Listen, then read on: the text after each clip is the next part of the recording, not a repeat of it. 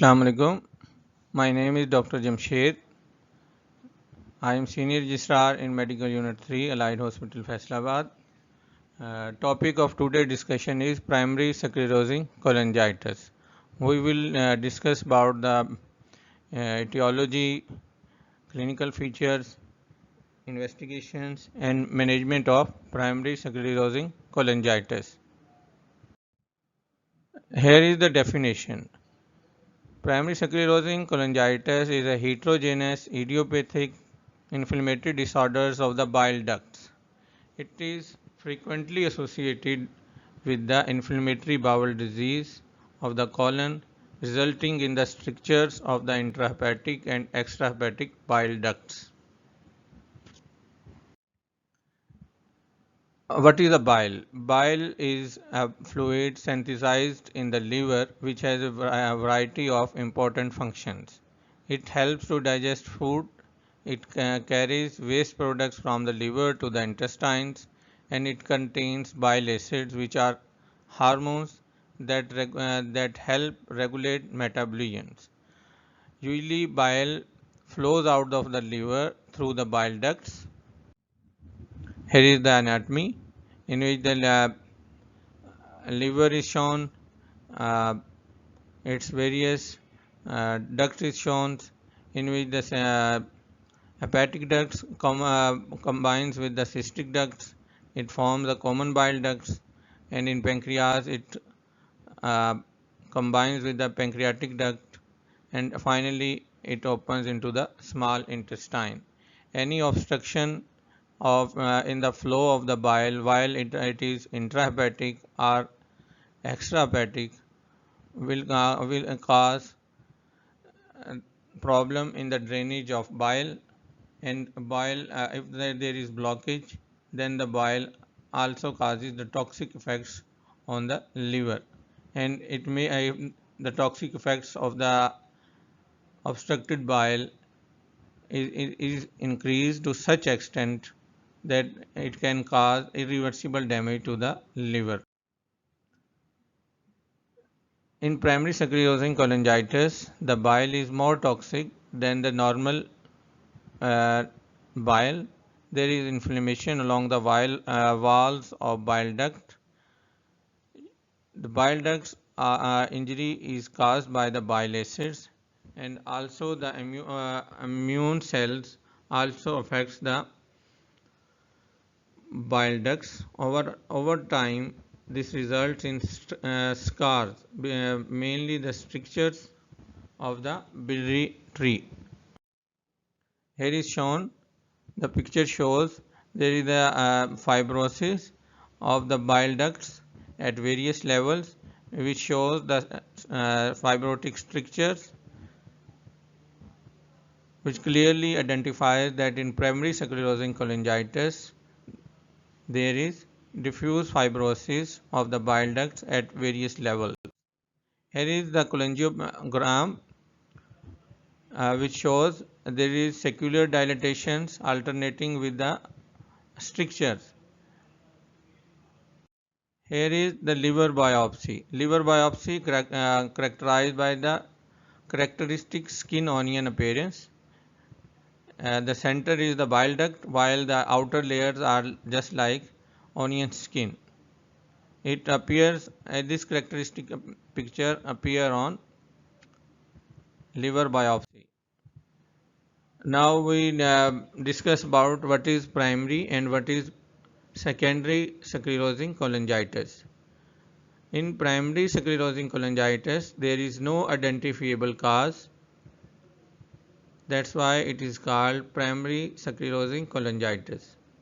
In secondary sclerosing cholangitis, there is a definite underlying etiology. Mostly it is occurred due to the iatrogenic, the surgical causes, the previous surgeries. It also happens due to the vascular injury and various cancerous therapy used in hepatocellular carcinoma, or just like ethanol injection for HCC or formalin injection for the hepatic cyst also causes a definite cause for developing secondary sclerosing cholangitis. The infectious as well as inherited HLA haplotype, just like DR3 or DR4, causes the important aspect in the developing of the secondary sclerosing cholangitis. Now we discuss about the epidemiology of the primary sclerosing cholangitis. Its prevalence is 6 to 16 cases per 1 lakh populations, and men are more affected than women, and it can affect any age.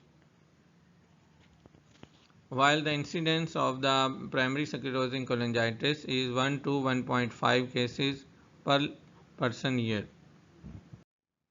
Here is the different mechanisms uh, from which the primary sclerosing cholangitis develops. Here is the bile acids. Uh, Bile acids causes the toxic injury, and it causes the inflammation and eventually the fibrosis of the bile ducts. Immune system, self-reacting lymphocyte, just like HLA system, DR3 or DR5, also play a role in primary sclerosing cholangitis.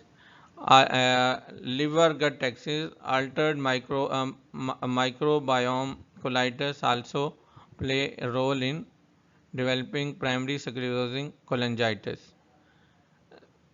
I have already discussed about the genetical aspects of the developing primary sclerosing cholangitis. Here is the HLA system. Next is the autoimmune. Basically, autoimmune also play a role in the development of primary sclerosing cholangitis. HLA system is involved. I have already said HLA3 and HLA5. DRW plays a role of an autoimmune aspect of the primary sclerosing cholangitis. Here is the diagnosis. Diagnosis of primary sclerosing cholangitis is defined as the biochemical test as well as radiological tests. Usually in simple biochemistry, in LFTs, liver function test, the alkaline phosphatase levels as well as gamma GT levels are increased. As on standard of investigation in radiology is the MRCP, magnetic resonance cholangiopancreatography, in which the various strictures are found. In inconclusive cases, typical liver biopsy also helps, and liver biopsy play a role in making a diagnosis in about 30% cases. Now we discuss about the clinical features. In early stages, the patient may be are asymptomatic. ठीक है, cholestatic test may be the only indication of the disease. In advanced stages, cholestasis with the symptoms and significant amount of scars in the liver itself, and there may be the cirrhosis of the liver. Portal hypertension may develop. Portal hypertension means increased pressure in the veins of the abdomen. Usually, the patient may present with the jaundice, weight loss, abdominal pain, or ascites, fluid in the abdominal cavity.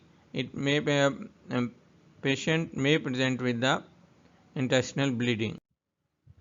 Here is the symptoms of the primary sclerosing cholangitis. Main symptoms of the primary sclerosing cholangitis are the itching, pruritus, fatigue, abdominal pain, cholangitis, or mineral bone deficiency. It is of the complication of the primary sclerosing cholangitis. Here we discuss about the pruritus. It can be devastating and excoriating, and pruritus is best managed by the cholestyramine Dose is 4 gram per 20 minutes before the meals. In refractory cases, we can give rifampicin, SSRIs or naltrexone. Bacterial cholangitis is a complication which develops due to the stasis of the bile. If there is bacterial cholangitis, in it the presentation may be with the pain, fever, chills and jaundice. In bacterial cholangitis, there is the infection of the biliary ducts, often due to the blockage from a stricture, and it often requires antibiotics. Usually ciprofloxacins are helpful in bacterial cholangitis. In refractory cases, and there is predominant strictures, mainly extrahepatic, there may be the role of stenting, which helpful in the relieving the obstructive symptoms of the bile, which results in the cure of the bacterial cholangitis. Here is the mineral borne disease. As it is, bile contains fat soluble vitamins, and it's as a result of the obstruction of the bile, there is deficiency or impaired absorption process of the fat soluble vitamins, just like vitamin A, D, E and vitamin K, and deficiencies of these vitamins result in the development of the osteoporosis. One of the devastating complications in primary sclerosing cholangitis is the cholangiocarcinoma. The risk of the cholangiocarcinoma at 10 year, 20 year and 30 year of disease is 6, 14 and 12%, 20% respectively. And in rare cases there may be colorectal adenocarcinoma. If there is suspicion of the colorectal carcinoma, which is monitored by the yearly colonoscopy. Here we discuss about the treatment of primary sclerosing cholangitis. Here is the drug ursodiol. In adult patient with primary sclerosing cholangitis, ursodeoxycholic acid is helpful in certain cases.